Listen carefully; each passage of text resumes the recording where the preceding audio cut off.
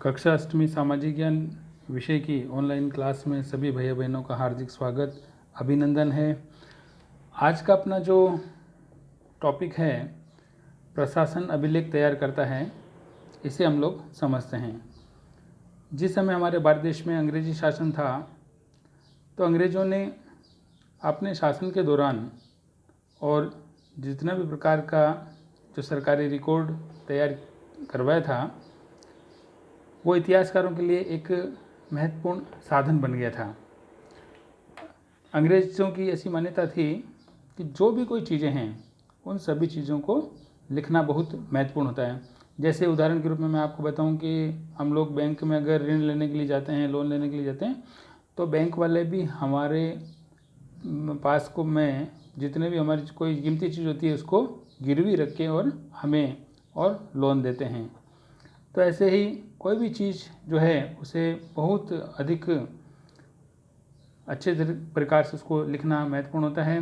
उनके लिए जितने भी प्रकार के उनके निर्देश हुआ करते थे, हर प्रकार की जो उनकी योजना थी, जो भी वो नीतिगत फैसले लेते थे, सहमति थी और जो भी वो जांच करते थे, उसको साफ साफ लिखना बहुत ज़रूरी था। ऐसा करने के बाद में चीज़ों का वो लोग क्या करते थे, बहुत अच्छे तरीके से अध्ययन करते थे और लगता था उनको कि इसके ऊपर कोई वाद विवाद किया जा सकता है, तो उसके ऊपर वाद विवाद भी वो करते थे। ये समझदारी के चलते ज्ञापन, टिप्पणी और प्रतिवेदन पर आधारित शासन की संस्कृति पैदा हुई थी। ज्ञापन देखिए, हम जो अपनी कोई समस्याएं हैं, उन समस्याओं का समाधान करने के लिए हम जिला कलेक्टर को या सरकार को ज्ञापन देते हैं। टिप्पणी का मतलब हो गया हम किसी के बारे में और कोई संक्षिप्त जानकारी देते हैं, तो वो टिप्पणी हो गई। प्रतिवेदन, हम कोई भी जो काम करवाना होता है उसकी हम कॉपी साथ में देते हैं।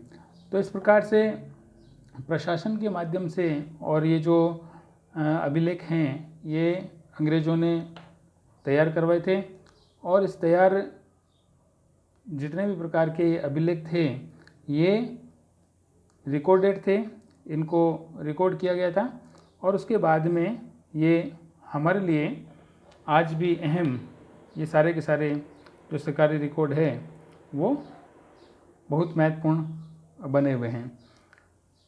प्रशासन का जो काम अंग्रेज़ों ने किया था, उसके बाद में देखिए अंग्रेज़ों को ये भी लगता था कि तमाम अहम जितने भी दस्तावेज हैं और पत्र हैं, इन पत्रों को संभाल कर रखना ज़रूरी होता है। आपने देखा होगा हमारे भी रिकॉर्ड के अंदर और हम लोग भी जितने भी महत्वपूर्ण हमारे दस्तावेज हैं और पत्र हैं, उनको हम अपने विद्या मंदिर में भी संभाल कर रखते हैं। इसके लिए उन्होंने जितने भी शासकीय संस्थान थे उसमें सभी में अभिलेख कक्ष बनवा दिए, अलग प्रकार के एक कक्ष बनवा दिए, ताकि उन अभिलेखों को, उन अहम दस्तावेजों को, उन पत्रों को और उस कक्ष में रखा जा सके।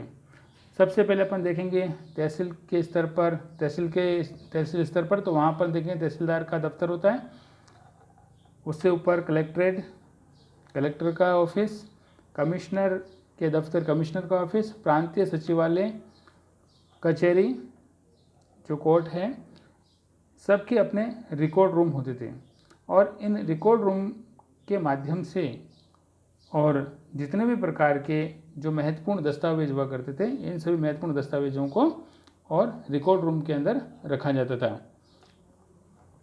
महत्वपूर्ण दस्तावेजों को बचा कर रखने के लिए अभिलेखागार, आर्काइव, जिसे दूसरे नाम आर्काइव से जानते हैं, और संग्रहालय जैसे संस्थान भी इसमें बनाए गए थे।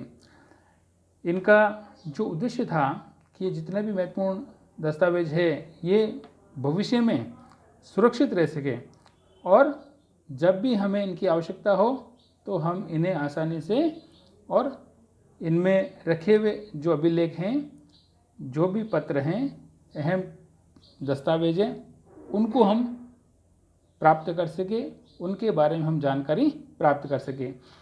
तो देखिए, आपने देखा होगा कि अपने विद्या मंदिर में भी हम लोग जो पुस्तकालय है, लाइब्रेरी है और जो अपने परीक्षा विभाग है, उसके अंदर हम भैया बहनों के जो उनकी पूरी की पूरी जो परीक्षा संबंधित जानकारी हम लोग रिकॉर्ड में रखते हैं और जो अपने भैया बहनों का जो रजिस्टर होता है, ऐसा रजिस्टर जिसको अपन बोलते हैं, जिसमें अपन बालक का जब प्रवेश होता है उस समय उसका पंजीयन कर देते हैं, उस क्रमांक दे देते हैं अपन, ताकि पता रहे कि इस क्रमांक पर ये भैया बहन यहाँ पर हमारे यहाँ पर उसका पंजीकरण हुआ है।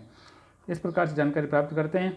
अब देखिए 19वीं सदी की शुरुआत में अगर अपन देखते हैं तो प्रशासन जो है, उस प्रशासन की एक शाखा से दूसरी शाखा के पास भेजे गए जो पत्र थे और ज्ञापन थे, उन पत्रों और ज्ञापन को आज भी हम अभिलेखागारों में आसानी से देख सकते हैं।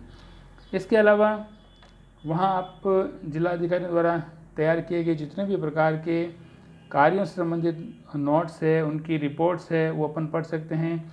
या ऊपर बैठे हुए जितने भी प्रकार के जो अफसर हैं, प्रांतीय अधिकारियों को जो निर्देश या सुझाव वो देते थे, उनको भी हम देख सकते हैं।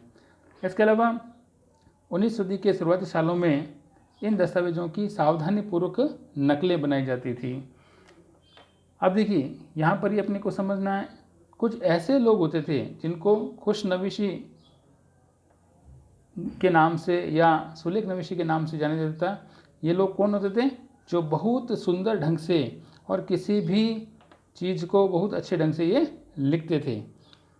19वीं सदी के मध्य तक हम देखते हैं कि जो छपाई है वो छपाई और तकनीक फैलने लगी थी, और इस तकनीक के सहारे अब प्रत्येक सरकारी विभाग की कार्रवाई के जो दस्तावेज हैं उनकी कई कई प्रतियाँ, कई कई कॉपियाँ बनने लगी थी। देखिए चित्र के अंदर नीचे दिया हुआ अपने राष्ट्रीय अभिलेखागार 1920 के दशक में इसको बनाया गया था। ये नई दिल्ली में इसका निर्माण हुआ था, और इस अभिलेखागार में जो वायसराय के निवास स्थान के पास ही था। इससे पता चलता है कि अंग्रेज़ों की जो सोच थी संस्थान के प्रति कितनी भारी सोच थी, कितनी भारी इसका महत्व था। अलग से इस प्रकार का अभिलेखागार उन्होंने तैयार करवाया, अलग अलग प्रकार के कक्ष उन्होंने तैयार करवाए और अपने ऑफिस के पास ही इसे रखा, ताकि जब कभी कोई आवश्यकता हो तो उस समय महत्वपूर्ण दस्तावेजों को मंगाकर उसके बारे में जानकारी प्राप्त की जा सके। तो अंग्रेज़ों ने और व्यवस्थित रूप से अपने इस प्रशासन को चलाने के लिए और जो राष्ट्रीय अभिलेखागार के माध्यम से अलग अलग कक्ष बनाए थे, उन कक्षों के द्वारा और जो भी रिकॉर्ड था, महत्वपूर्ण रिकॉर्ड थे, ये सारे के सारे आज भी अपन देख सकते हैं। जितने भी गवर्नर जनरल हुए हैं जिन्होंने अपना कार्यकाल व्यतीत किया है, वो सारा का सारा जो गवर्नर जनरलों का रिकॉर्ड है, उनका जो उनके द्वारा चलाए गए जो प्रशासन है, वो हमें प्रत्येक अभिलेख के अंदर हमको दिखाई देता है।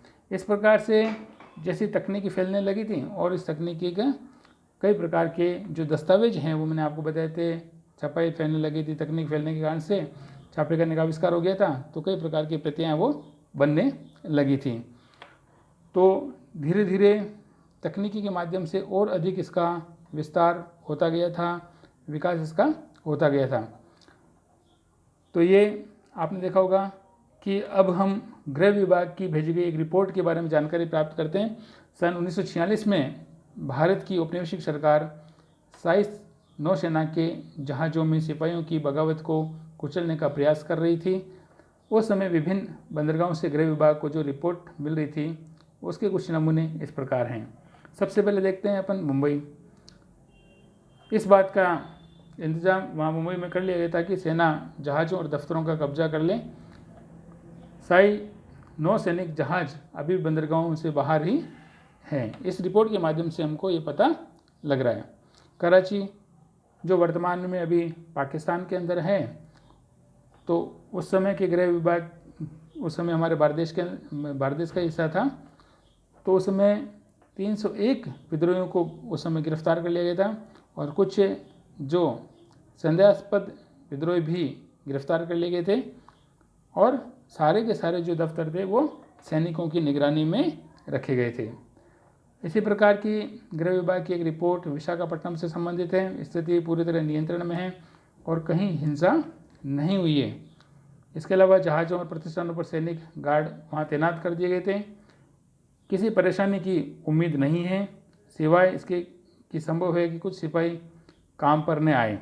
इस प्रकार से, और ये जो हमने बम्बई, कराची, विशाखापट्टनम के गृह विभाग की रिपोर्ट हमने पढ़ी है, इसके माध्यम से हमें ये जानकारी प्राप्त होती है कि उस समय की जो स्थिति थी, सिचुएशन थी, वो किस प्रकार की थी और किस प्रकार से गृह विभाग भी उस समय अलर्ट था, जागरूक था। उन्होंने किस प्रकार से और अलग अलग स्थानों पर और अपनी निगरानी करवाने का जो काम है वो शुरू किया था।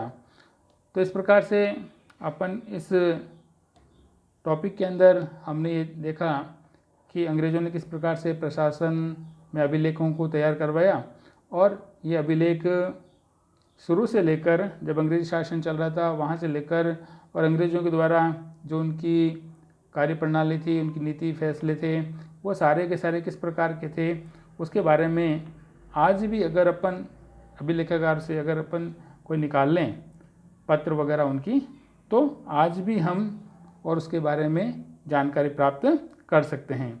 इस वीडियो में इतना ही।